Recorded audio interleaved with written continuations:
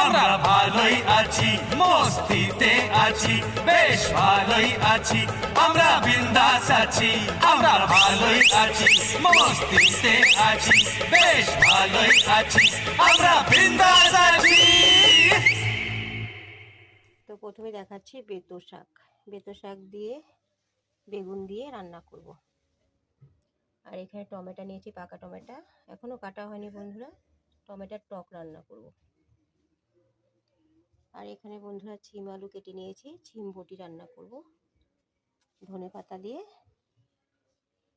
ছিম বটি।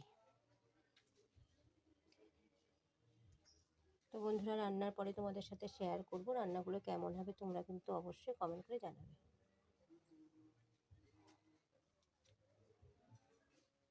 তো বন্ধুরা রাখছি, সবাই রান্না বান্না করো, রাখছি।